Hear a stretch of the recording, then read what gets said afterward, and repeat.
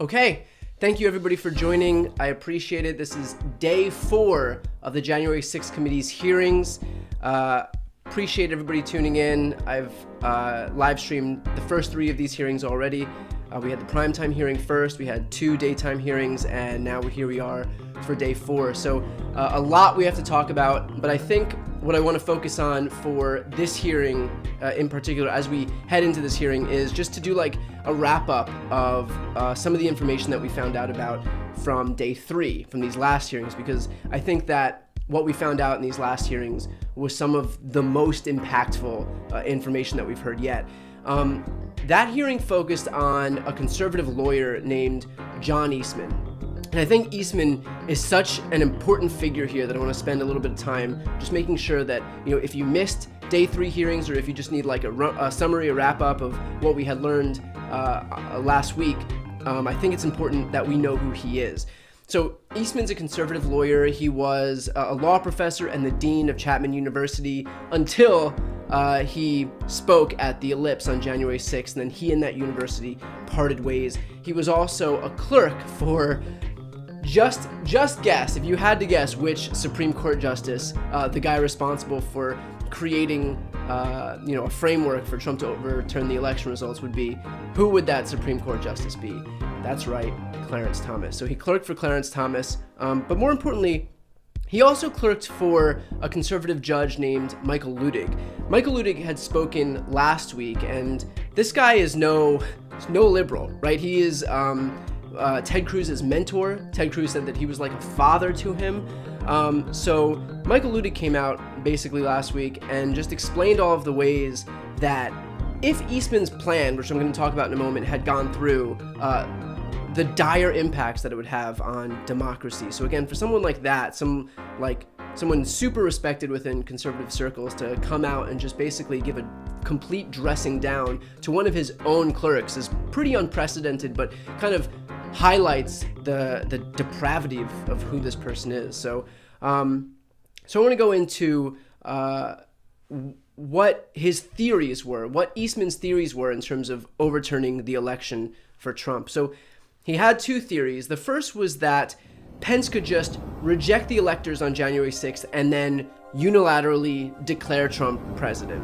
And the second theory that he had was that Pence could declare a 10-day recess, and he could send what Republicans were calling disputed slates of electors back to the states. And then, of course, those states would then figure out, those states with Republican majorities would then figure out how to send a Trump slate of electors, even though Biden had actually won their states. Both of those theories are absolute bullshit. They carry no water. They are completely baseless. They are wholly and unequivocally unconstitutional.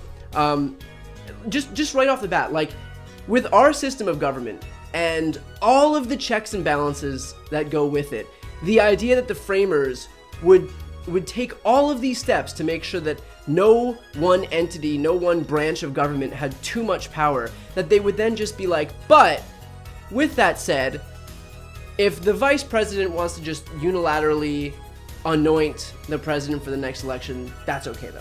That part's fine. Even though he himself has a vested interest in the winner of the next election, if he has the final say and no one else can overrule him, no problem. That works for us. So that idea is unconstitutional on its face. And the important part on that point is that even John Eastman admitted as much. We heard from Greg Jacob last week. That's Mike Pence's former counsel. He had recounted his conversation with Eastman on this exact point, and in that conversation, Eastman said that Kamala Harris shouldn't have this ability in this upcoming election in 2024. That Al Gore didn't have this ability to unilaterally declare who wins the election in 2000. But, and this was like a quote from him, but we should have that ability now. So it just kind of points to like I mean, what do you even call it? Like the cognitive dissonance, the bankruptcy, the like abject hypocrisy that someone like this is dealing with. That it shouldn't be legal for anybody else. It shouldn't have been legal for Al Gore in 2000. It shouldn't be legal for Kamala Harris to do in 2024. But if Donald Trump and Mike Pence want to take advantage of this new loophole that I've just created right now, we should totally be able to do that. And by the way, like Eastman also, beyond that, admitted that none of this would actually pass constitutional muster. Greg Jacob again testified in last week's hearing that that if it were to come, if the question of this this role by Pence to like unilaterally anoint who the president is came before the Supreme Court, that it would fail 9-0. So the guy admits that there's no basis for this and that it would fail in front of the Supreme Court. And so what does he do? Knowing that this is unconstitutional, he moves forward with it, of course. And I think that's an important point too, because, you know, you have Eastman outright admitting that what he was trying to do wasn't constitutional, that it wouldn't pass a constitutional muster, that none of the Supreme Court justices in a 6-3 conservative court would go with this plan, and yet he tried it anyway. And so if you're looking for something to prove corrupt intent, it is John Eastman in private saying that he knows that this wouldn't stand on its own 2 feet, and yet in public, still, when he speaks at the Stop the Steal rally and pushes for these things, he's still advising Trump to pressure Pence into using this complete bullshit plan to move forward. So in private, he knew that it wasn't going to work. In public, he pushed another scheme. He pushed that scheme altogether. So in any case, if you're looking for any proof that he had corrupt intent, that he knew what he was doing was unconstitutional and illegal, but did it anyway, there you go. There was also another point. So that was like he had his 2 points again, his 2 theories, where one was just Pence declared Trump the winner. The other was that he would do that 10-day recess. Here's how the 10-day recess thing panned out, and I think it's just so incredible, and so I want to just recount it one more time. The night of the insurrection, on January 6th, Eastman sends an email to Greg Jacob, Pence's lawyer, and he said, quote, and this was after Congress hadn't been able to had gone over the 2 hours that were allotted while discussing the objection of Arizona's electoral vote. So in these objections, a member of the House, a member of the Senate, both have to object. Then they have 2 hours to discuss it. They come back, they vote, the vote fails, and they move forward with the certification process. Now, within that certification process for Arizona, within that debate process for Arizona, it was longer than 2 hours because there was an insurrection in the middle of it. So they had exceeded the 2 hours that were allotted for this debate to happen. Now, Eastman sends an email to Greg Jacob, and he says, quote, "So now that the precedent has been set that the Electoral Count Act is not quite so sacrosanct as was previously claimed, I implore you to consider one more relatively minor violation and adjourn for 10 days to allow the legislatures to finish their investigations, as well as to allow a full forensic audit of the massive amount of illegal activity that has occurred here." So Eastman's beef here is the Electoral Count Act has been violated because Congress debated the Arizona votes for more than 2 hours because there was an insurrection. And so now, because this act is just, not so sacrosanct because apparently these guys in Congress had just, let it go willy-nilly, didn't really care about it anymore while they were running for their lives. What's one more minor violation? So first of all, just to claim that the Electoral Count Act was violated as if it was done purposefully because these people were fleeing from an armed insurrection is just like psychopathic behavior by John Eastman. But second of all, he wrote, "What's one more minor violation of the Electoral Count Act?" in an email. Like, the guy was trying to violate statute, violate the law, and he emailed it. I've said this in my videos. these guys might be dangerous, but no one has ever really accused them of being too smart. So with that said, those were Eastman's plans. One more point on Eastman's plans. That really, the icing on the cake here. Eastman had then gone out after all of this happened and sent an email to Rudy Giuliani. Let me see if I have the exact quote. Sent an email to Rudy Giuliani. I don't have the exact quote here, but in any case, sent an email to Giuliani seeking a pardon from Trump. After all of this, Jamie Raskin has called these pardon requests declarations of consciousness of guilt. Like, you don't generally seek a pardon if you believe what you were doing was within the bounds of the law. But of course, I think that kind of betrays what Eastman's actual thoughts were here, and that's that he knew that what he was doing was in no way legal. He told Mike Pence's lawyer that what he was doing would get struck down by the Supreme Court 9-0. He did it anyway. He said that a 10-day recess would violate the Electoral Count Act, but he requested it anyway. We know that Eastman broke the law here because we have eyes and we have ears, and we could just look at Eastman's emails where he outright said several times what he was trying to do to break the law. But so if the goal here is to prove corrupt intent, then just by virtue of showing what they showed last week with John Eastman's stuff, like they've done that several times over. So that was Eastman's participation in all of this. And I think what they've been able to show, the January 6th committee has been able to show, is that Eastman had corrupt intent in doing this. They showed all of those conversations with Greg Jacobs, where Greg Jacobs basically said, testified last week that he knew that this stuff was unconstitutional. He knew that they had no legal basis. He knew that this stuff would get struck down by the Supreme Court, and still went forward anyway. It showed that his intent was criminal, that he knew what he was doing was wrong and yet opted to do it anyway. And then of course he asked for a pardon, because that's definitely what you do when you think that you're following the law.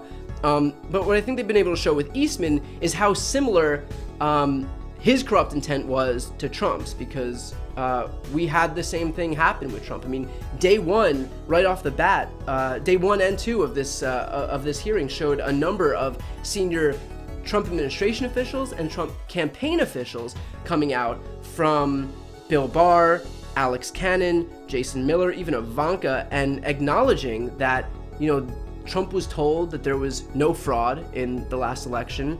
Trump was told that there was no path to victory in the last election. And yet, instead of acknowledging these things and conceding to the reality of what these things represented, he moved forward anyway and continued to spread the big lie. He continued to push Pence to enact this scheme where he would refuse to certify the electoral votes. He refused to, he brought state legislators in, and that's what we're going to talk about in today's hearing. We'll talk about that more in a little bit. He continued to press elections administration's officials like Brad Raffensperger to concoct votes that didn't exist. He told Raffensperger to find 11,780 votes, which was exactly one more vote than he lost by, because he wasn't even trying to make it subtle or discreet. He was just give me the bare minimum, whatever I need. I don't care how obvious it looks, as long as we can find one single extra vote to put me over the top, we're all good. So in any case, all of these people admitted during their sworn testimony that Trump was well aware of the reality of the situation, that he knew that there was no fraud, that there was no path to victory, and yet he went out publicly and did all these things anyway, because he was doing so with corrupt intent, with criminal intent. He knew that he was lying, and yet went out publicly and continued to pepper his supporters with the big lie, to the point that a bunch of them showed up at the Capitol, and he incited an insurrection where a bunch of people tried to kill and assassinate elected officials, hang the vice president, and were actually 40 feet away from Mike Pence at one point. That's something we found out in the last hearing as well. They were 40 feet away from Mike Pence. The likelihood that guy would have survived this insurrection is slim to none, and they were so close to getting him that time. And what did Trump do to try to quell this mob as they were seeking to kill Pence? Was just to send out another tweet at exactly the moment that he was running from these people, saying, berating him for caving to the pressure of what was spelled out in the Constitution, which is that his role was just perfunctory, and he's not allowed to unilaterally decide the president, because that would be insane. So that's what the January 6th committee has been able to very successfully lay out. We've got about just under an hour until this hearing begins. I also want to point out kind of the foundations of what the January 6th committee laid out from the very beginning of this thing, because I think that is especially important in all of this. But before I do, for anybody watching right now, if you haven't yet subscribed to my channel, please hit the subscribe button. That is the best way to support my work. I'll probably pepper you with a couple more requests as we go, but that is the best way to support my work. I'll be doing live streams of these hearings every single day, so every single day that they happen. So that is the best way to catch these live streams and to support me. So if you could please subscribe, I'd appreciate it. Okay, so I want to point out, like, right off the bat, I think it's important to have this foundation, is that Trump is going to claim, and through his different avenues has already claimed, that there was fraud. But I think it's important to reiterate for the millionth time, because that's what it apparently takes, that there was at no point any evidence of fraud. They had 65 court cases in which Trump had the opportunity to prove some degree of fraud. Trump and his allies won one single court case out of 65, and that was just shortening the cure deadline in Pennsylvania from like 9 to 6 days, I think. It had no bearing whatsoever on the outcome of those results. Otherwise, they lost 64 court cases, including to a number of judges who Trump himself appointed, as well as a bunch of Trump-appointed judges on the Supreme Court. So, they'll claim fraud, but they lost all of their court cases that had anything to do with fraud. They lost in the face of a number of Republican secretaries of state who they tried to claim fraud to, and the Republican secretaries of state weren't buying any of it. They had recounts and audits, and all of these recounts and audits, from ones that were completely legitimate, even to all the way to like ones run by like batshit crazy Republican operatives. They had the cyber ninjas in Arizona, and even the one run by the cyber ninjas in Arizona came back showing that Biden had actually extended his lead bigger than the original count showed. And again, that's not to say that like the cyber ninjas audit is in any way legitimate, but even their like insane conspiratorial operative induced audits that were run by these people who shouldn't be trusted at all, even that backfired, and they found more votes for Biden than were originally counted. So in any case, all of these recounts and audits confirmed the original counts. There was no disparities. I know they were claiming that Trump is trying to claim that there were more votes than people in precincts like Detroit. They had so many claims that they were just peppering people with over and over and over again. None of them panned out. None of them were proven true. That didn't stop him from putting out these claims, because again, the point was never to actually air any facts. This was never fact-based. This is just to feed the narrative that there was fraud in the last election. And so you'll hear people to this very day on the right, these Republican officials, claiming that there was fraud, or if they're trying to be a little more careful, they'll claim irregularities in the last election. But if you ask them to actually point to any of these irregularities, there were just so many, too many to even break down or name. There's just so many irregularities, and they need to be seriously looked at. Of course, in reality, there were no irregularities that they can point to that changed, that were beyond the scope of like, a few missed votes or whatever, whatever that was. So again, no claim fraud, but there is absolutely no basis for fraud. We've seen that 100 times. It is important that we repeat it, because Republicans would love nothing more than us to just assume that everybody knows there was no fraud, and then we stop saying it and kind of create that vacuum for them to then fill and pepper their people with over and over fraud. They'll start to believe it. That is how they win this narrative, by virtue of repetition and us assuming incorrectly, I guess, that if we say it once, then people will accept it because it's the truth. But apparently we need to repeat this stuff over and over and over again, which I'm fine with, by the way. Like, I know that the right wants to have like a monopoly on repetition because they know that it serves them well. They know that if they keep saying build the wall and make America great again, the way that kind of information sticks. But I have no problem repeating this stuff 100 times so that for every time that they hear, oh, there was fraud in the last election, they can, listen to something I'm saying and say, actually there were 65 court cases. At no point did they prove fraud. There was, these claims of fraud were brought up in front of Republican secretaries of state. None of them bought it. They were, confronted by audits and recounts. None of them showed that there was any fraud. None of them showed any great disparities between the original counts and the updated counts, the recounts, the audits. So what are you talking about? So I'm perfectly happy to keep reiterating these claims over and over and over again. But with that said, like, not only was there no evidence of fraud, but we actually do have evidence of Trump trying to steal the election. We have his phone call with Brad Raffensperger, where he told him he wanted him to find 11,780 votes. I believe that we'll have some type of an answer from, I think, the Fulton County DA on what they're going to do about this situation, because, we have like proof of the then president asking the Secretary of State to just conjure up votes that would make him win that election in that state, and so that is like outright illegal. So we'll see what happens on that front.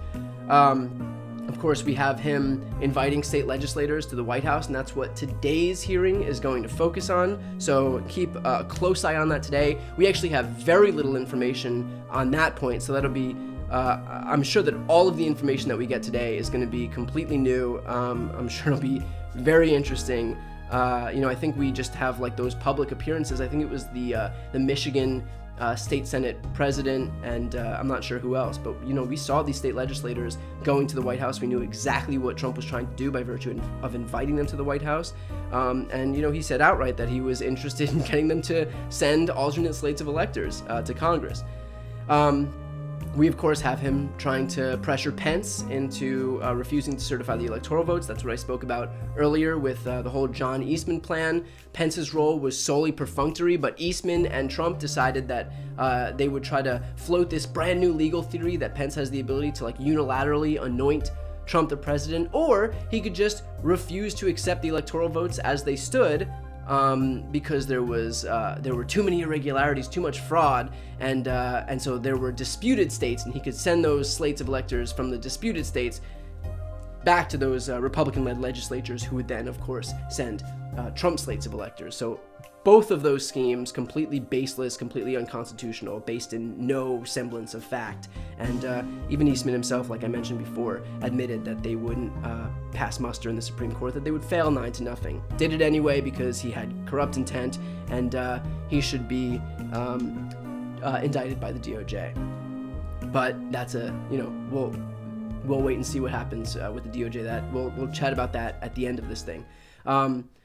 And we also, I think, one more point on the evidence of Trump trying to steal this election. We even had PowerPoints. There was a guy named Phil Waldron. He came in to brief members of Congress, and he called on Trump to use the National Guard to seize the voting machines. We were very, very, very close to Banana Republic level shit, seizing the voting machines. And of course, all of these Trump allied folks in the White House, none of them believed any of Trump's claims. We have testimony from, like I said, people like Bill Barr, people like Jason Miller, who's the Trump campaign spokesman, people like Alex Cannon, who was Trump's lawyer. We have, Hirschman, who is the White House counsel, even Ivanka. All of these people acknowledged in their sworn testimonies that they knew all of these claims of fraud were complete bullshit, and that Trump was even told that they were all bullshit, and he persevered anyway. Another point that I thought was especially interesting is, we had all of those texts to Mark Meadows from Republican lawmakers, from a bunch of Fox hosts, and even from Don Jr., which I think is fantastic that Don Jr. needed to text Mark Meadows to get a message to his dad. And that's how you know that Donald Trump really loves his son, because Don Jr. has to text Mark Meadows to relay a message to his dad. Happy Father's Day. And of course, all of those texts, from those Republican lawmakers and Fox host and Don Jr., all were telling telling Meadows to try to get Trump to quell the violence. And then those people, those Fox hosts, for example, and even those Republican lawmakers would go on TV and say, we think that this might be Antifa, we think this might be the FBI, we think that this might be law enforcement, it's a false flag, they're not really Trump supporters. And yet, in private, they were saying, dude, Trump's got to call this off, because of course they knew it was Trump, and they knew that if it was actually Antifa, why would they need Trump to go on television to tell these people to stand down? If it was really Antifa, what would Trump going up there and posting some stand down message do for Antifa? Antifa doesn't answer to Trump. Law enforcement doesn't answer to Trump. The FBI doesn't answer to Trump. So why were they so hell-bent on getting Donald Trump to post a message to get these people to stand down? It's because they knew, while they were spouting, all of these lies in public about Antifa, law enforcement, FBI, blah, blah, blah, that in reality, these were Trump supporters. And the only people Trump supporters would listen to is Donald Trump. And so, we have evidence of what these people actually knew. And it's so polar opposite from what they were spouting in public, because they don't care about the people that they speak to. These people are marks to them. The people who Fox News hosts speak to are their marks. They are there to be manipulated by the Fox hosts, and those Fox hosts are glad to do it. And Trump is there to manipulate his supporters as well. That's why he was able to raise $250 million. That's something we found out, I think, at the end of the second hearing. $250 million off of these claims of a stolen election. And I think they created something like the Save America PAC. Or no, the Election Defense Fund. That's what it was. The Election Defense Fund. And that was purportedly to fight the evil Democrats' election fraud machine, but none of that money actually went to fighting fraud, because they knew that there was no fraud. Instead, they kept that money anyway. They conned their supporters out of $250 million, knowing full well that they weren't fighting any fraud, because they knew there was no fraud. They knew there was no fraud immediately. They knew there was no fraud on election night. And yet they pushed forward with these lies anyway. The only reason they did this is because they knew they could continue bilking their supporters for a ton of cash. And they did some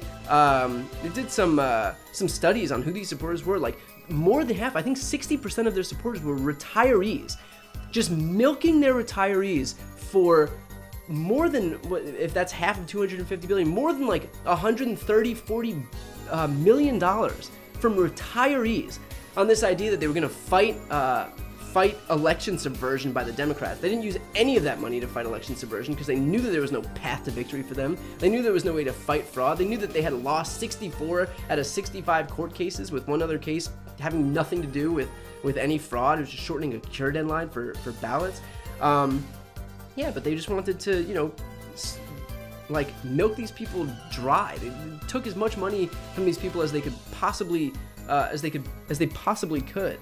And that was their goal in all of this. And the reason is because, when a political party loses an election, people generally stop donating, because why continue giving money, at least in that moment, to the party that's out of power?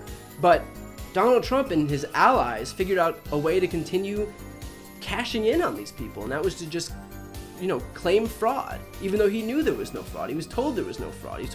Bill Barr testified that he knew there was no fraud. Ivanka testified that she knew there was no fraud. Alex Cannon, Jason Miller, they all testified they knew there was no fraud. So why continue pushing this scheme forward anyway? It's because they were doing like 20 fundraising emails a day and taking in a shit ton of cash from these people, their own supporters. Because they knew the only way to get money from them, because like I said, normally people would stop giving as soon as they recognized they lost the election. That money would dry up, because what's the point of donating to a party that just got its ass kicked in the last election? They knew that this was a way to just continue lining their pockets. And so that, we'll see if anything happens in terms of investigations for fraud on that front. That's not really what this hearing is about. It's not, I'd imagine, what the DOJ is looking into right now, although possibly, but there are bigger fish to fry in terms of what this election is actually focusing on, and that's obstructing a congressional proceeding and conspiring to defraud the United States of America. So in any case, those people all didn't believe it. That didn't stop them from publicly claiming that they did anyway. But I think like a bigger theme in all of this is that this really isn't just about accountability for what happened on January 6th, although it is. It is also about if there is no accountability for Trump by the DOJ, I'm going to talk about the DOJ in a moment, he's going to be emboldened to do this again. Even during these hearings, he's tweeted a bunch of tweets, in defense of himself and what he was doing. There is no remorse. Like, this isn't him saying, like, in any way, I shouldn't have done any of this or trying to defend himself. He's still defending the same claims that he pushed to incite this insurrection in the first place. And all these Republicans are. These people are all running on defending the big lie. So if there is no accountability for someone like Donald Trump by the DOJ, and this is, the DOJ will be informed by the case that's being put together by the January 6th committee. If there's no accountability, he will do it again. That's the whole point of this. Like, refusing to hold him accountable will just embolden the person who did the crime in the first place, who's not seeing any accountability for that crime. That is why it is so incredibly important that the DOJ look at this case that's being presented by the January 6th committee that's running concurrently with their own investigation, and not be like deterred by the fact that, yeah, this is politically inconvenient, that it would be the first time the Attorney General would have to look into the previous president of the United States, who's also most likely running against the current president of the United States in the next election. Yeah, that's not going to be politically convenient whatsoever. But if you're too afraid to do anything, to like hold somebody accountable for crimes they committed because it could seem political, then that gives free rein for all of those people like Donald Trump to commit political crimes, because they know they can hide behind it and say, and then blame the Attorney General for like being too political, being too partisan. He knows exactly what he's doing. So either the Attorney General brings charges and indicts Trump and stands up for the Constitution, or he emboldens Trump to just do it again. There is no in between here. There's no like, okay, you got away with it this time, but we're watching you for the next time. This is it. This is the shot. You either prove that you're there to defend the Constitution or you're not. So the DOJ investigation is running at the same time as this January 6th committee hearing. I think it's especially important that we have this hearing at the same time because, first of all, it gives a ton more resources to just this investigation as a whole. If it was just the DOJ, they wouldn't have nearly as many resources as they have, because now the January 6th committee can do all of these witness interviews, can collect all of these documents like they have. They've done 1,000 interviews. 1,000 interviews over the last, I guess it's close to a year now.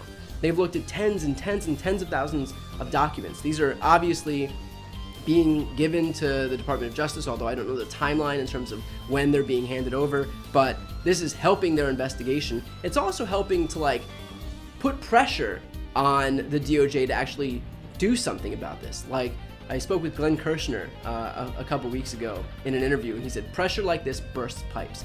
I mean, having the American people know, beyond just what we had already known about January 6th, was like the depravity of what the crowd did and the way that they, defaced the building and sought to hang Mike Pence and were looking to assassinate Nancy Pelosi, bludgeon police officers and whatnot. Beyond like the violence and the carnage that we knew happened, just all of this behind the scenes stuff, I think that's especially important because, this is all new information, and it's not just the onus isn't just on these insurrectionists and like, okay, you had the people who committed the crimes, who were there physically assaulting people, they get locked up, we're done. No, like, we know all of this information now about the people at the very top who were actually pushing to make this happen. People like Donald Trump and John Eastman, who knew the truth, who knew that there was no fraud in the election, and yet peppered their supporters with these claims of fraud anyway, who knew that there was no path to victory, and yet continued to push as if there was a path to victory. And I think that's especially important because that's going to put a lot more pressure to actually hold the people at the top accountable, as opposed to just the insurrectionists, who those Republicans are happy to throw as to cut bait and just dump them out there, because they know that they're going to take all the blame for it anyway, and then they can absolve themselves of any and all guilt. So they are happy to let those people take the fall. But I think it's important that those people are not the ones responsible for this event. They're not the ones responsible for inciting all of this violence in the first place. And it's not just the violence on January 6th, it's also the attacks on democracy itself, and trying to get Pence to refuse to certify the electoral votes, and trying to get these state legislators to send an alternate slate of electors, and trying to pressure these election officials like Brad Raffensperger to magically cook up votes that didn't exist before. That is where I believe the more important crime lies. I mean, that is not just obstructing a congressional proceeding, that is defrauding the people of this country. So that's what I want to see, some action from the DOJ. With that said, we have about a half hour until this begins. I just want to take a minute here and just ask if, for people who've just joined, if you're not yet following, if you're not yet subscribed to my channel, if you could please subscribe. That is the best way to support my work. I'll be doing live streams for all of these hearings as they continue. I've done live streams for every hearing so far, and they've done extraordinarily well. We've gotten a couple 100,000 viewers at every single hearing. So I'm glad that people are paying attention, not just wherever you watch it.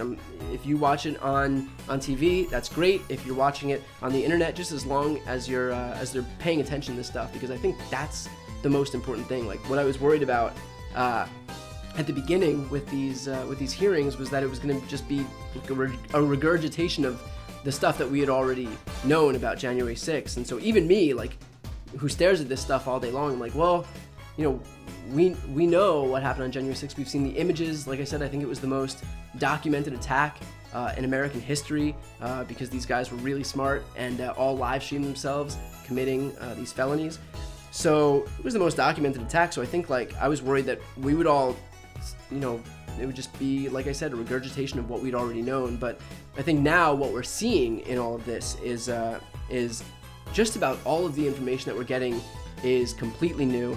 And we're finding that all of this was we're finding out what these crimes were, and we're finding that they were all done with corrupt intent, which I think is an essential element of ultimately having the DOJ indict those people at the top to show that they have corrupt intent. And I think that the committee's done a remarkable job in terms of showing that they did have corrupt intent while they were doing this. They were told. I mean, Donald Trump was told by all of the people surrounding him that there was no fraud, that he had no path to victory, but he pushed forward anyway, persevered anyway, and he knew exactly what he was doing. He knew the truth, opted to lie anyway, and that shows, his culpability in all of this. So anyway, glad that people are watching. But yes, if you haven't yet subscribed to this channel, please subscribe. That is the best way to support my work.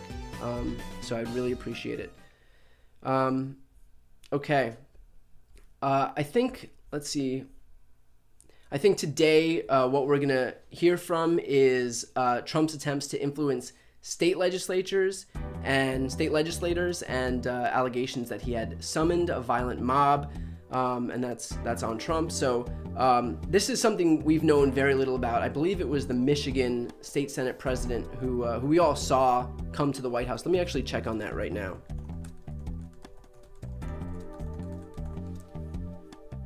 Yeah, it was the Michigan Senate leader who was summoned to the White House by Trump. What was his name? Mike Shirkey. So I don't know if we're going to hear from Shirkey himself. I'm not sure who the witnesses are, but I know that he had received a subpoena from the January 6th committee. But in any case, we're going to have a lot of new information, because this is one of the elements of all this that we actually knew very little about. We saw publicly these people coming to the White House, obviously heard very little from these people after that. So this should be all new information from the January 6th committee in terms of what they're going to be speaking about today. So we have about a half hour until we begin here. We had spoken about at the very top of this live stream here, we had spoken about John Eastman. I want to go into a little bit about John Eastman again for people just joining, because I think this is I think Eastman is an especially important figure in all of this. And I think the January 6th committee, just like they were able to prove that Trump knew exactly what he was doing, that Trump had criminal intent because he was told by all of the people surrounding him that what he was doing was illegal, and yet he opted to do it anyway. I think Eastman, the person who was advising him, is in the exact same boat, and the January 6th committee did a really remarkable job in showing his culpability in all of this as well, and the fact that he had criminal intent in terms of doing this as well, because Eastman had two theories moving forward to try to get Pence to refuse to certify the electoral votes for Trump. And one was that he would unilaterally just refuse to certify the election results and just declare Trump president. And the other was that he would declare a 10-day recess and send the electors for the disputed slates of electors back to the states. Both of those were unconstitutional. There were a few points that prove that even Eastman knew they were unconstitutional. The first is that while speaking with Pence's counsel, Greg Jacob testified last week that Eastman told him that this wouldn't pass constitutional muster, that it would get struck down 9-0 in the Supreme Court. That this idea that you could just ignore the slates of electors and declare Trump president, or even declare like a 10-day recess, just have some arbitrary rule where you declared a 10-day recess, that would get struck down by the court. So he knew that the court wouldn't have it and yet move forward anyway. He knew that this wouldn't have worked for any other vice president to be able to do what he's saying that Mike Pence could do. He was asked by Greg Jacob. This was Eastman. Eastman was asked by Greg Jacob, would this have been allowed by Al Gore in 2000? And should this be allowed by Kamala Harris in 2024? Eastman said no to both, and yet still Mike Pence should be able to do it now.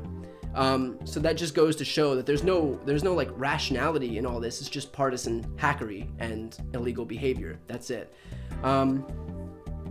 I think one other point is, and this is like my favorite story because it just shows the insanity that Eastman was like operating under.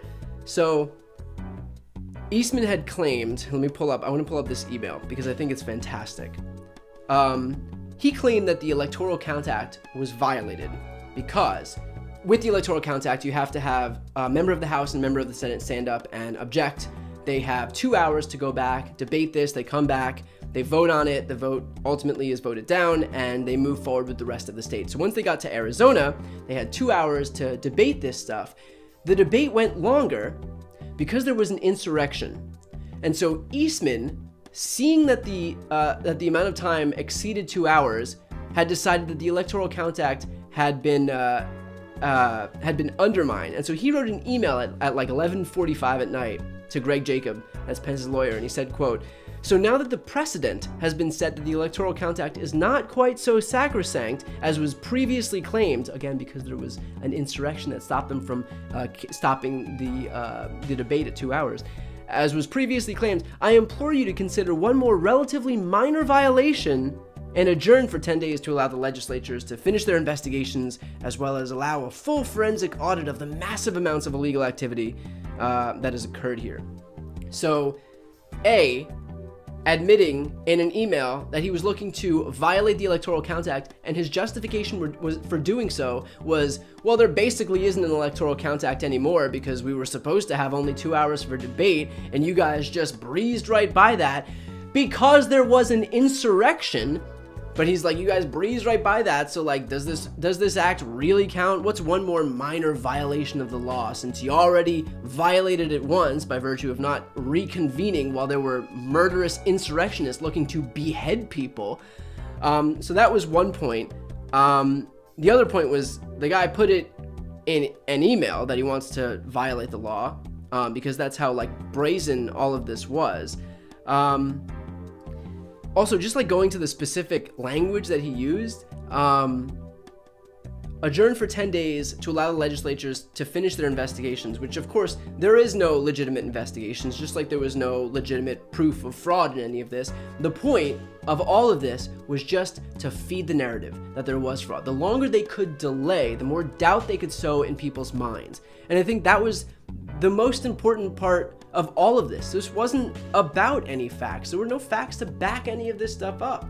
It was all just to feed a narrative that there was some election fraud that was never proven. And so it didn't matter what they did. At some point, I think it was the first or second hearing, there were administration officials who were talking to Donald Trump, and he started surfacing some claims of fraud, and I think it was like DOJ officials, and they explained, that they had looked into every single allegation of fraud, and he says, okay, well, what about this? And they say, well, that's not legitimate. We looked into that. There was no fraud here. And he goes, what about this?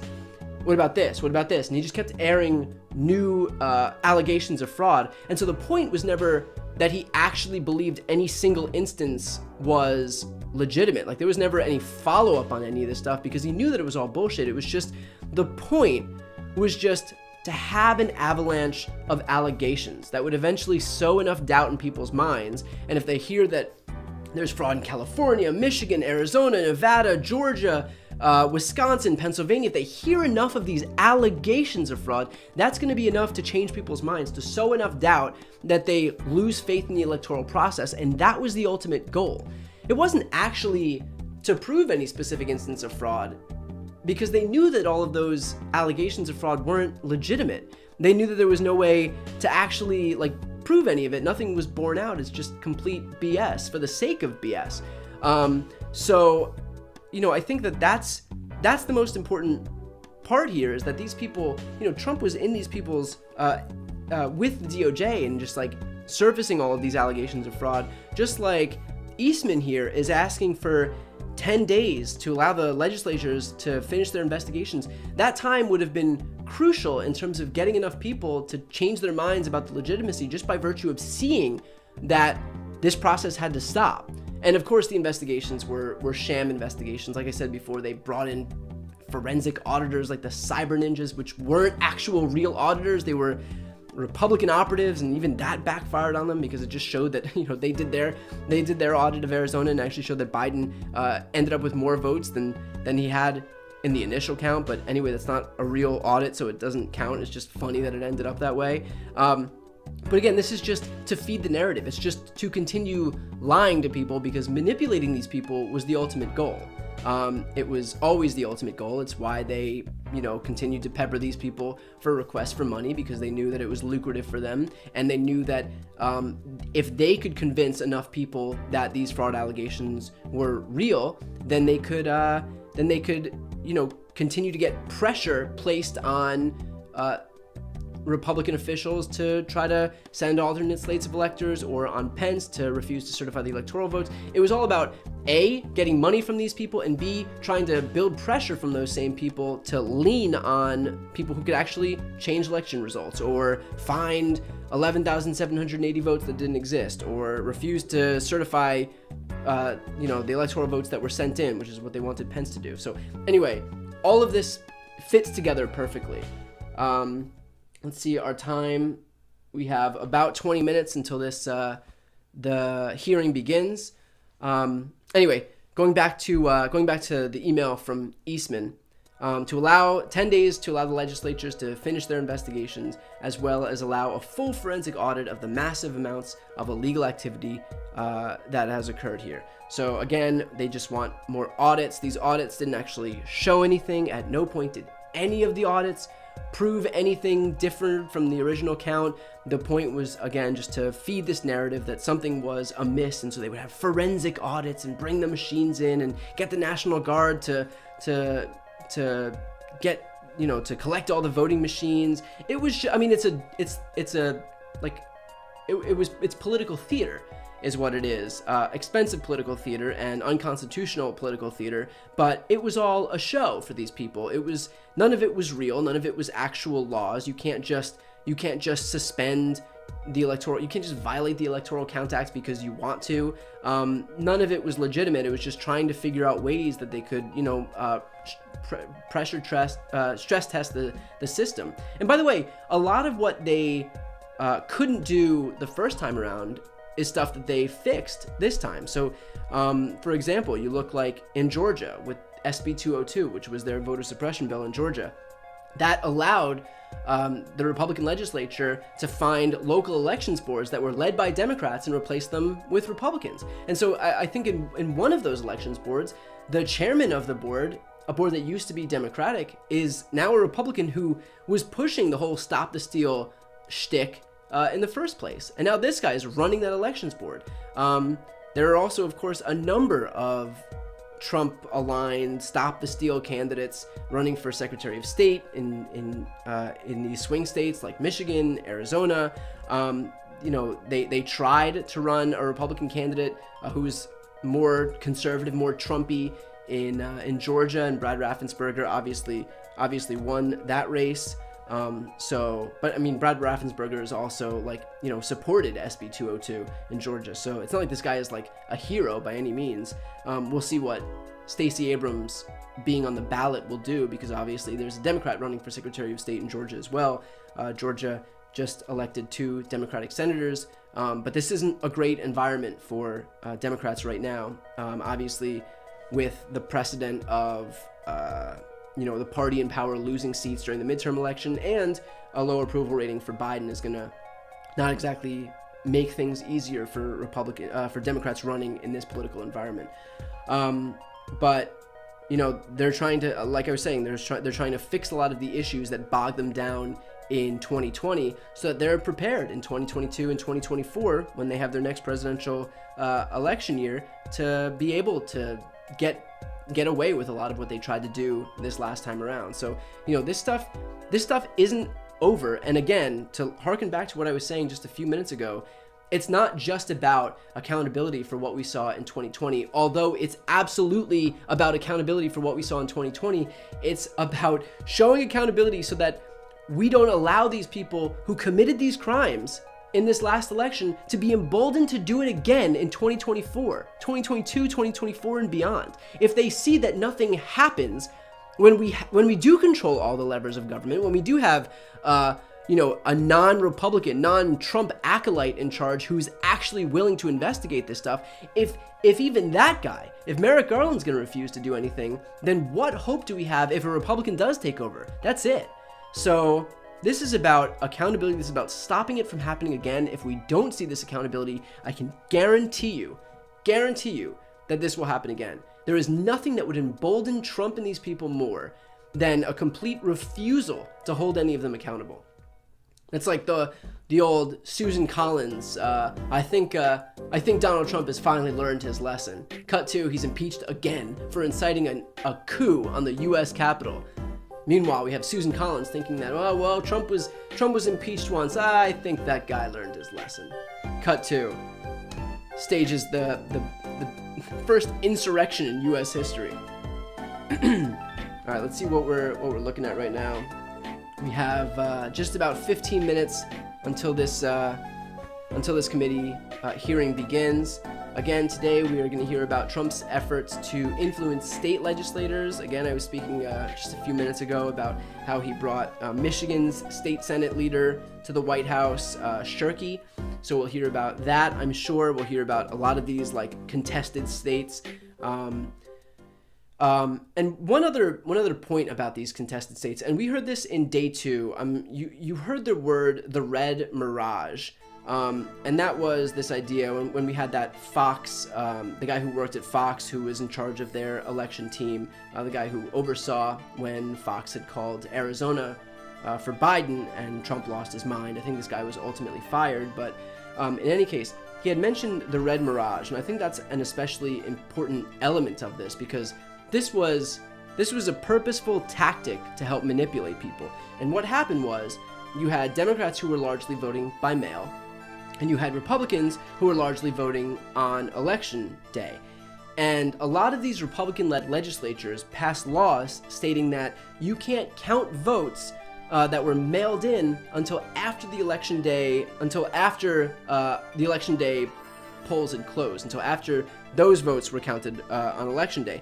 And so what would happen is you had those E-Day votes that were counted first, and because those were overwhelmingly Trump-supporting voters, you'd have the tallies get run up in all of these states like Michigan and Pennsylvania, and made it look like Trump was going to win, because he had all of these same-day votes that were being counted first.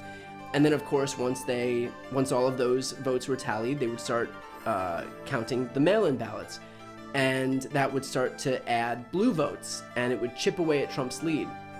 And so why that was important was because Trump knew that if he could make sure that these legislatures pass laws so that you can't count the mail-in ballots until after the election day votes, which he knew were votes largely for him, that it would give the impression that he was winning and that Democrats were then finding votes. That was his thing. He's like, that I found all of these votes and added it to like chip away at his total, and that they shouldn't count any of them. He was tweeting out, stop the count. And that was all done on purpose. It was this whole idea of a red mirage where Trump was winning in all of these states, and then once they deigned to allow mail-in votes to be counted, his lead would go down. And so it was a purposeful tactic to give the impression that he had won, that he was winning or had won, and that Democrats were illegally finding votes and just adding to them. And so he would complain that votes were added at like 4 o'clock in the morning, when in reality, what happens is that as people count, those votes are then added, and yes, it would chip away at his lead if they were largely Democratic votes, and they would count these votes through the night. And so votes weren't found at like 2 o'clock in the morning. They were counted and added to the totals at 2 o'clock in the morning, because when you count things, those numbers are added to the original numbers, and depending on how many votes were for Trump versus how many votes were for Biden, yes, those could chip away at Trump's lead. That didn't mean they were illegal, it just meant they were votes for Joe Biden. But it was a purposeful tactic to count these votes second, because Trump wanted this whole idea of a red mirage. He wanted those election day votes to be counted first, because he could point to those and say, look, I've won legitimately, and now they're finding all of these extra votes that were counted, votes that were added at midnight, votes that were added at 4 o'clock in the morning, votes that were added 3 days later. In certain states, you're allowed to, as long as it's postmarked by a certain date, you can keep counting those votes, which is normal. It's what we've done in California, where we wait for these votes to come in, and yeah, most of the time it does change the outcome of the election. I know just recently, with the mayoral primary in California, we had initially thought that Rick Caruso had taken 42% of the vote, and Karen Bass had like 37% of the vote. They continued counting these votes because they have to be postmarked by election day, but most of the state votes by mail. As they've continued counting, it's actually flipped, and Karen Bass is leading Rick Caruso by almost the complete opposite margin, by like 42 to 36 or something like that. So these having these late ballots come in is especially important, because they're still votes and they could absolutely change the outcome of the election. So Trump purposefully wanted these ballots not to be counted first, so that he could then use that as proof of fraud. And so I think that's just like an especially telling point, is when you had these legislatures, these Republican-led legislatures, that passed these laws that said that you can't count votes until after the election day votes were counted.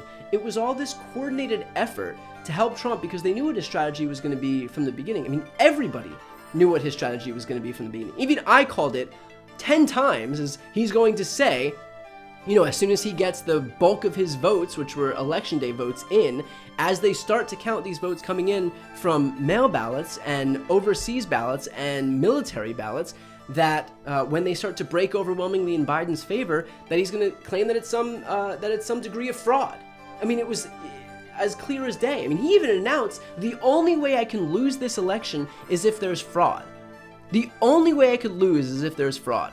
So he broadcast his strategy from the very beginning for everybody to see. I don't think there's anybody that, on God's green earth who didn't know what he was seeking to do. Of course, that doesn't mean it's not still stunning when it actually happens and when somebody does try to steal an election in broad daylight, but it's not like we didn't know what his strategy was going into this. So we're at less than 10 minutes until this committee hearing begins. Again, this is day 4. It's going to focus on Trump's attempts to influence state legislators, and we're also going to hear allegations that Trump summoned a violent mob. So both things to look forward to. I know we have a lot of new viewers since I've been doing this for the last hour or so now. If you haven't yet subscribed to my channel, please consider subscribing. That is the best way to support me. I'll continue doing live streams for for all of these hearings as they continue to play out. But yeah, the best way to support my work is just to hit subscribe. Also, you'll get a notification this way once I do live streams for these subsequent hearings. So again, please hit the subscribe button. It's free, doesn't cost you anything, and it would be a big help to me. So anyway, like I said, we have less than 10 minutes. I think something that will be especially important point that these committee members are going to drive home is the same point that they've been driving home in all of these other hearings, and that is this idea that not only did Trump and his co-conspirators commit this illegal activity, like trying to pressure state legislators to send alternate slates of electors, or peppering their supporters with the big lie, or trying to get Pence to overturn the election results, or declare a 10-day recess, or ultimately incite a coup at the U.S. Capitol. Not only did they do that, but they did so with corrupt intent. They did so knowing that what they were doing was illegal. And the way that the January 6th committee has shown all of that thus far, brilliantly and methodically, is by bringing all of these senior administration officials and campaign officials like Jason Miller and Alex Cannon, Bill Barr, Ivanka Trump, all conceding, all testifying under oath that they had told or spoken with Trump about the fact that he knew there was no fraud in this election, and he knew that there was no path to victory. And yet he decided to go out publicly and spread these conspiracy theories and abject lies anyway. It's because he knew that what he was doing was a lie, and yet still wanted to take steps to overturn the election results anyway. And I think that's the most important part of all of this, because if the DOJ were ultimately to indict Trump, you do have to prove that he committed, not only that he committed these crimes, which I think we're able to see in broad daylight. I mean, we know that he brought these legislators from different states to the White House. We know that he tried to influence Pence into doing his bidding because he was tweeting it. We know he incited these people to commit, an insurrection, to be part of an insurrection at the U.S. Capitol. We saw all of that stuff. But you're also going to need to prove that he did so knowing that he was committing a crime, that he knew all of this was illegal or based on lies. And that's the most important point, is that all of these people proved that he did know. He was told that there was no fraud, and yet he continued to pepper these people with the big lie anyway. He was told that there was no way he could win this election, and yet continued to press all of these elections officials to help him win the election anyway. All of this was being done with Trump knowing full well that he was committing fraudulent behavior on the American people, and yet he opted to do it anyway, because his sole priority in all of this was just to trick people into, to manipulate people and to trick people into ultimately doing his bidding, which would be to exert pressure on all of these people to keep him in office and ultimately bilk them for $250 million, both of which he did. So I think, we'll see more of that. I'm certain that we're going to see more of these depositions from these senior Trump administration officials and campaign officials, showing, his efforts, showing that he knew full well that what he was doing was wrong, that he was told it was illegal, that there was no legal basis for any of this, and yet he chose to do it anyway. I think that's going to be the most important thing here. So with that said, we've only got a couple minutes. I'm going to go full screen on this committee hearing now. I'm going to be gone for a little bit, so it'll be full screen. Just have to run out, but I'll come back. It shouldn't be too long, so in any case, I'm going to do one more ask here before I go full screen and get on this committee hearing. If you haven't yet subscribed to my channel, please subscribe. That is the best way to help me out and support me. So if you enjoyed this lead up to the January 6th committee hearing and want to hear more, I'll do like a wrap up at the end of this thing, and usually in between they have a little break as well, where I try to do a quick summary of everything that happened. If you enjoyed all of that stuff, just throw me a subscribe and stick with me for these other hearings. But with that said, let's go full screen as we await the committee members coming in, And again, today's going to focus on Trump's attempts to influence state legislators, and also we'll hear about allegations that Trump summoned a violent mob. So stick around right here. We're starting in just a few minutes, and yeah, thanks for watching along day 4 of the January 6th committee hearings.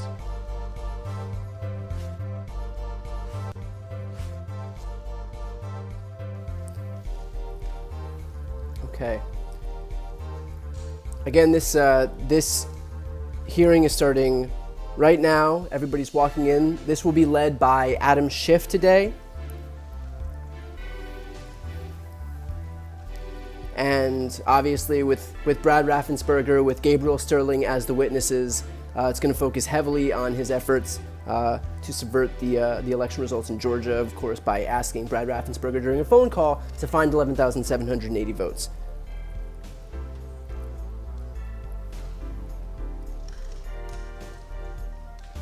And I will stop speaking now, and we'll go to these guys. I think first of all, the most striking part of this is, like, you have these people like Bowers. I mean, this guy has almost moved to tears over all this stuff. I mean, he couldn't finish his sentence over here, to the point where they had to, like, do this 5-minute break. But there are real people who, but for just these few people in just a few states, people like the Arizona speaker, people like Brad Raffensperger, who we're going to hear from, and Gabriel Sterling, this would have gone through. They would have their plan would have worked. And I mean, the impact that it's having on these people, who, regardless of all this pressure, stood firm. There's a good possibility that these kind of people won't be there the next time. I mean, who wants to subject themselves to this? Look at this like old guy who is saying that he has a sick daughter at home and a wife who couldn't handle this, what was happening outside. These people are coming to their homes, their addresses are posted on the internet. Even just coming from me, the steps that I have to take to protect myself, and I'm not even close to being in the midst of the shitstorm that these people were in. To have, like, white nationalist groups show up outside, I mean, this guy didn't sign up for that. And are we going to have these people the next time around? Are they going to opt to run? Are they going to take these elections officials' jobs? People like, I think it was Al Schmidt in Philadelphia. I believe that he left his post. I mean, why wouldn't he? And it sucks for the rest of us, because these people that were there are some of our only stopgaps from some of the worst effects of this effort to steal the election going through. But next time, will these people be there? Will people like this run for these positions? And even if they do run, will they have leadership roles? Is the Arizona legislature gonna allow someone like Bowers to have that position of power, where he was the sole person responsible for opposing otherwise Republican efforts to hold these special sessions, and instead they had to do it in some ballroom somewhere? It was a total shit show. Just a complete, like, circus. But that's only due to the fact that you have someone like Bowers who refused to go ahead with this plan. Meanwhile, you have someone like Carrie Lake, who's running for governor in Arizona, and she, man, talk about getting a first-class ticket on the crazy train. This woman is all in.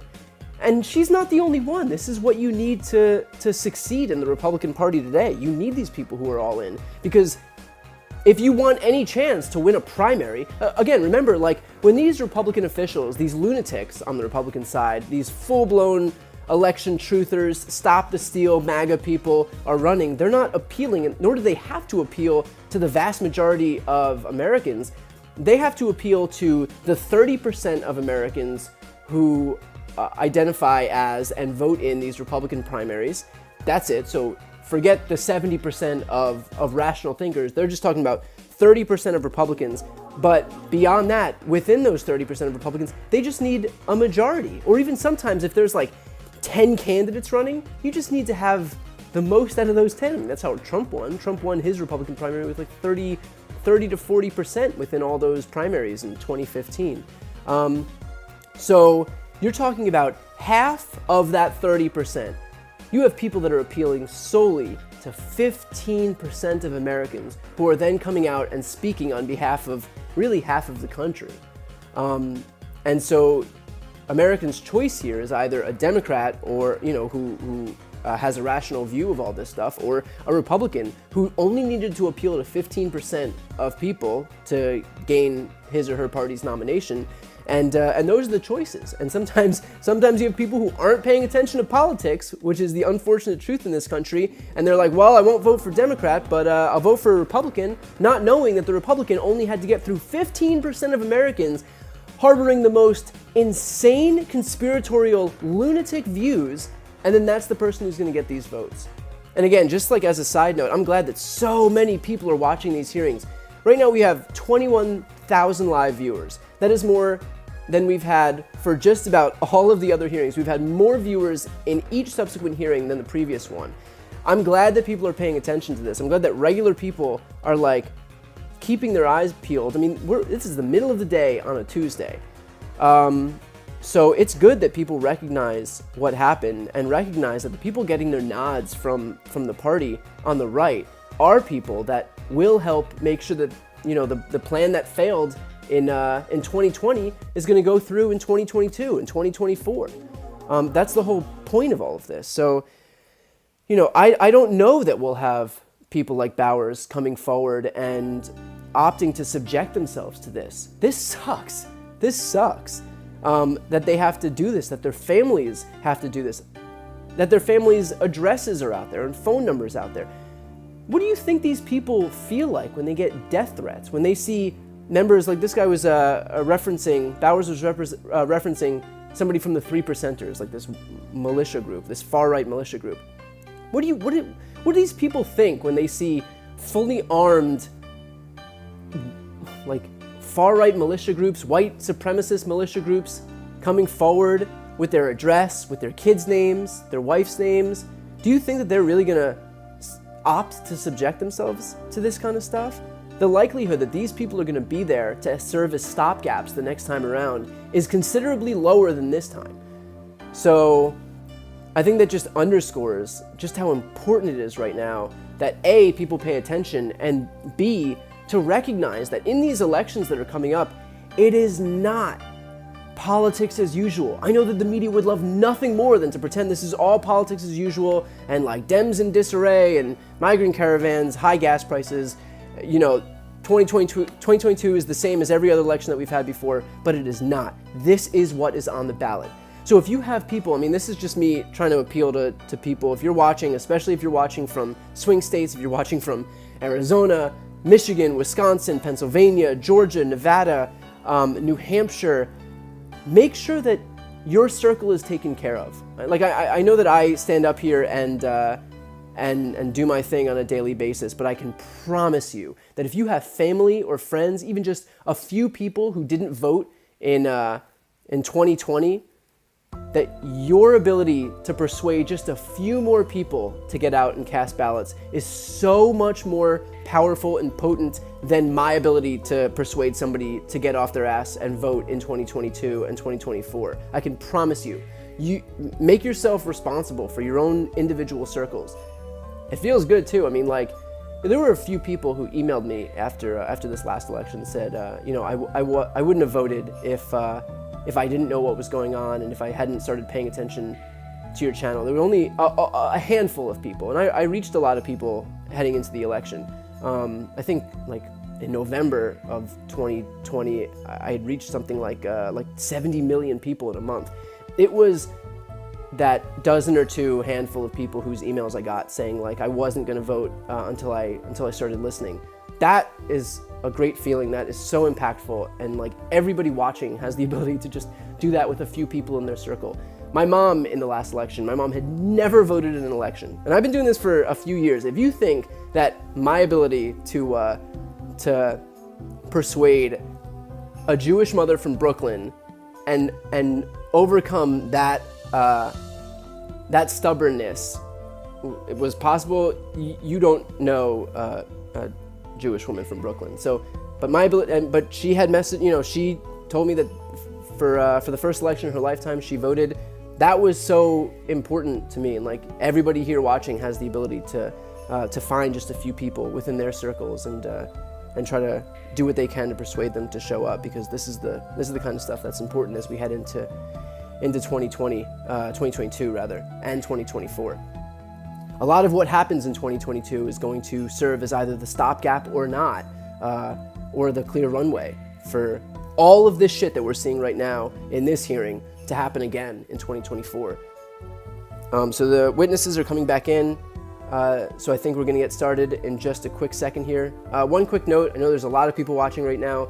If you haven't yet subscribed to my channel, that is the best way to support my work. So if you haven't yet subscribed, please hit the subscribe button. It is free, doesn't cost you anything, but this way you'll know when I'm streaming the subsequent hearings after this. So again, yeah, if you could just do me a quick favor and subscribe to this channel, that would be highly appreciated. So okay, I think we're going to get started in just a moment here. Committee members are going to be walking in a quick sec. I think it was a tad more than 5 minutes. Also something that's important, and I'll stop talking as soon as the committee members come in, but interesting that Wisconsin Senator Ron Johnson had sought to personally hand fake slates of electors from Wisconsin and Michigan to Mike Pence, and Pence's aides had to be like, do not do that. This guy's ability to have his hands in all of the shit that goes on is just remarkable. And Ron Johnson is up this year, so especially people watching from Wisconsin, or if you have family or friends in Wisconsin, this guy is so neck deep in the thick of everything that we're seeing right now. This is a great opportunity to take power away from him, to deliver like a massive repudiation to one of the principal purveyors of this misinformation, and get a Democrat elected. Wisconsin Democrats, under the leadership of Ben Wickler, who runs Wisconsin Democrats, the state party, I think they've won the last 10 out of 11 statewide elections. This year is going to be tough. I mean, we do not have a good political environment to run in right now. We have, high inflation, high gas prices. We have a war happening in Ukraine. We have record high polarization right now. Not a great year to run as a Democrat. I think, this will be the ultimate test for that state party, but every ounce of help works. Every ounce of help helps. So, if you know somebody that lives in Wisconsin, man, it is your responsibility just as much as anyone else's to make sure that these people show up to vote, because someone like Ron Johnson is just, freely doing the bidding of people like Donald Trump with these schemes, to the point where he tried to get Pence to personally accept a fake slate of electors, not only from his own state of Wisconsin, but also Michigan.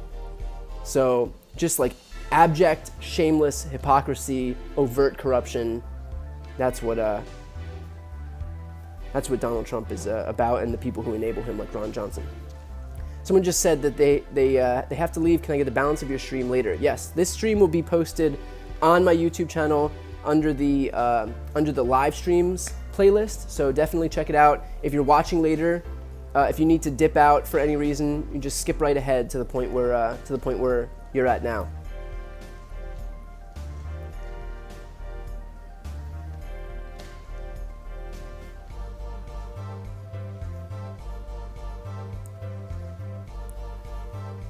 One other interesting point is Jenna Ellis, who is Trump's lawyer, just this like Looney Tune lawyer.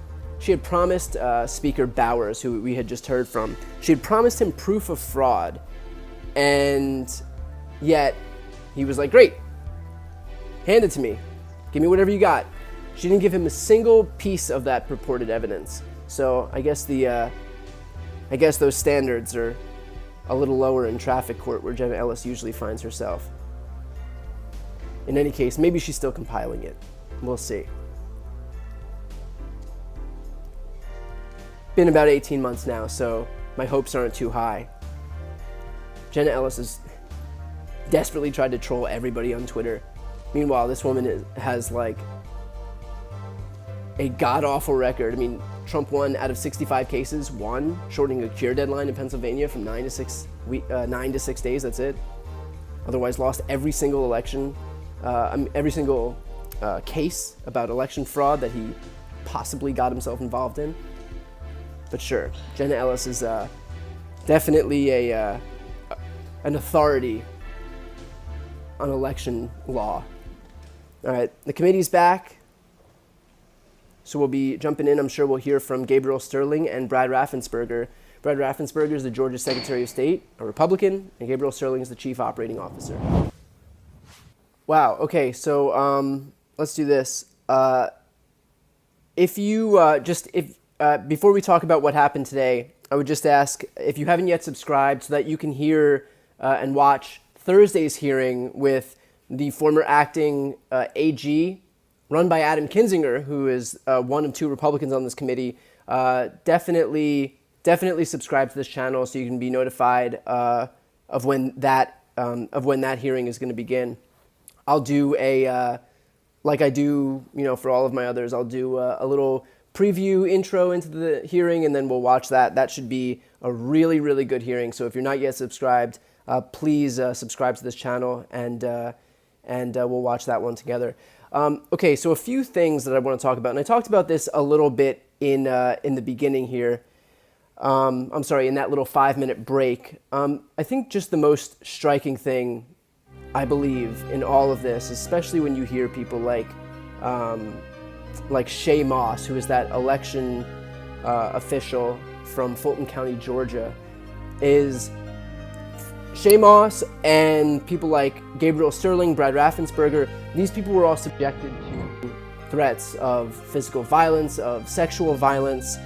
Their addresses were doxed online, their phone numbers appeared online, their family members' information appeared online. A number of them had to leave their homes for months on end.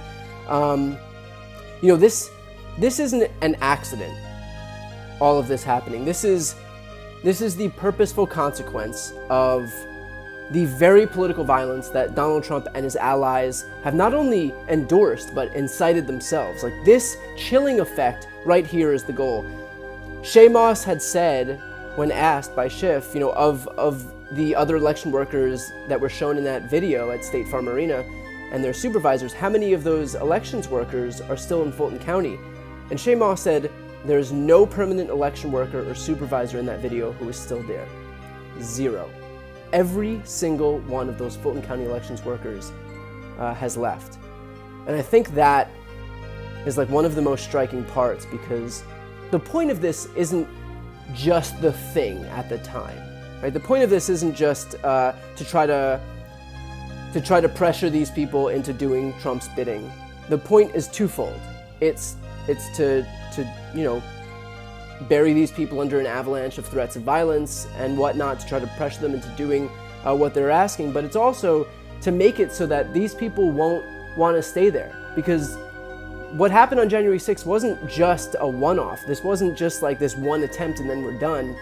This is a blueprint for further elections. Steve Bannon himself has made it his entire life's goal to fill these elections workers slots with people who are gonna refuse to believe that Democrats have any inherent right to even win elections. This is a long-term play by Republicans, and I think that what we're seeing right now is people like Shay Moss who refuse, and the people she works with who refuse to keep those roles. And I get it to the end of the earth. I understand who would want to subject themselves to that. She's her first foray into Facebook Messenger. She didn't even know what the app was. She finally opened the app. Her first foray into that messenger was just a barrage of threatening emails, exploitative emails, and messages with personal information. I mean, could you blame her for not wanting to stay in those roles? But the problem becomes that for everybody that leaves their positions after having done the right thing because the pressure is too much to bear, people like Al Schmidt in Philadelphia, who we've heard from during these previous hearings, could you blame them? One, but also two, is who's left the next time? And there's a vacuum, a void that's filled that, make no doubt, the Trump team and the Steve Bannons of the world are trying to fill with people who, again, don't believe the Democrats even have the right to win elections. Forget about certifying, like a faraway, idea in one's imagination, the thought that these people would ever deign to allow a Democrat to have a victory certified. So that is the scariest part for me as someone who's concerned while watching this about, like, okay, well, thank God we had some stopgaps, some people who were willing to just stand up and do the right thing. And by the way, these people are Republicans. Everybody that we're hearing from over and over and over again are Republicans. Gabriel Sterling is a Republican. Brad Raffensperger is a Republican. People from Judge Ludig from last week is a Republican. There's a reason that they're bringing just about all Republican witnesses to testify. It's to show that this isn't just some partisan thing. I mean, Liz Cheney is the vice chair of this committee, and Adam Kinzinger is going to be running the hearing on Thursday. That's the part that scares me most, is like, who's going to be the person that's actually going to stand up for this stuff the next time around, when there aren't people like Shea Moss and Gabriel Sterling's, now Schmitz, who did the right thing this time. There was also a few lines that I just want to bring up. First of all, there was testimony that Giuliani had claimed that Shea Moss handed her mother a USB drive, and obviously they were suggesting nefarious behavior, that there was a secret USB drive and that contained obviously thousands of illegal votes from dead people, blah, blah, blah. We hear this stuff on a constant, conspiracy theory central.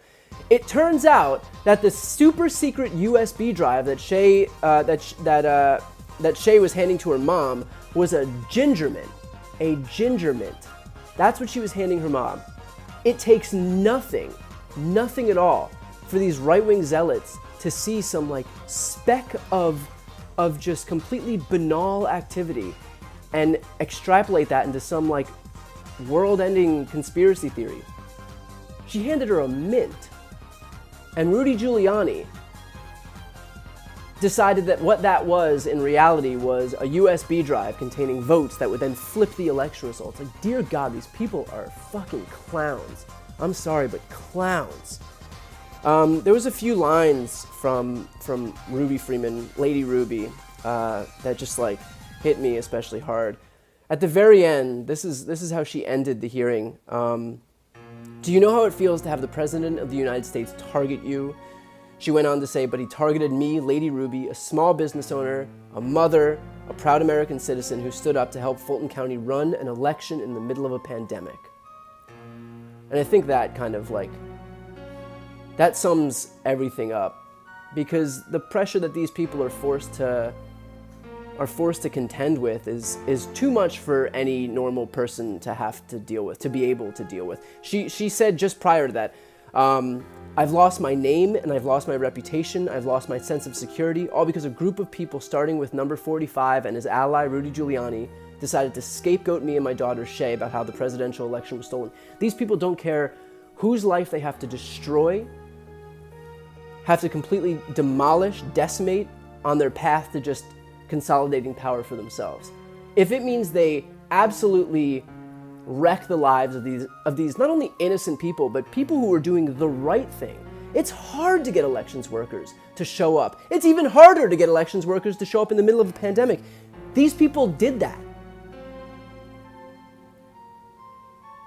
Only to then become targets for the most powerful person in the world with the biggest megaphone in the world to absolutely destroy their lives, make them think that they were going to die, to kick them out of their homes for their own safety until after the inauguration. In the United States of America, a country that purports to be this beacon of freedom in the world, which by the way is something that is led primarily by Republicans. That's the shit they say, while they're crowing about how free we are and how free we need to be. They're the ones scaring these people, these elections workers, into into the dark, out of their homes, into like witness protection like places. And by the way, I was saying before during that 5-minute little recess, like even me doing what I do, man, the steps that I've had to take in response to the emails that I've gotten just from doing this on a daily basis, and I get used to it, but it doesn't make it any more palatable. Like it's not any easier to stomach when I get like emails or messages from lunatics out there. But like, I'm some degree of a public figure. I do this every day. And to the extent to which that hits me in my gut, when it still happens to this day, for these people to open their Facebook app for the first time and just be greeted by dozens or hundreds of messages, threatening messages, these people who have their homes, their addresses revealed online, their phone numbers revealed online. Brad Raffensperger's wife, was receiving sexualized texts.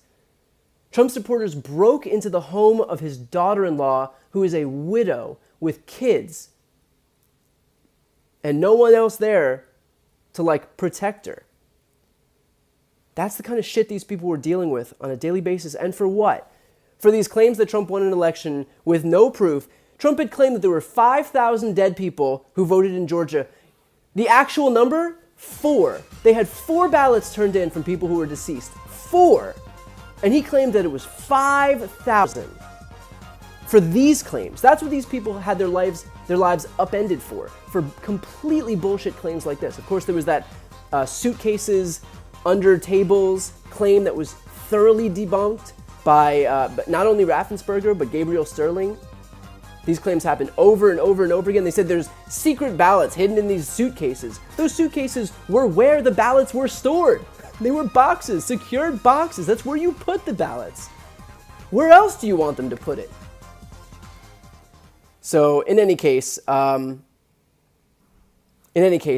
think I'm really grateful for people like Shay and Lady Ruby, who we've heard from, and I really wish that elections officials will see that.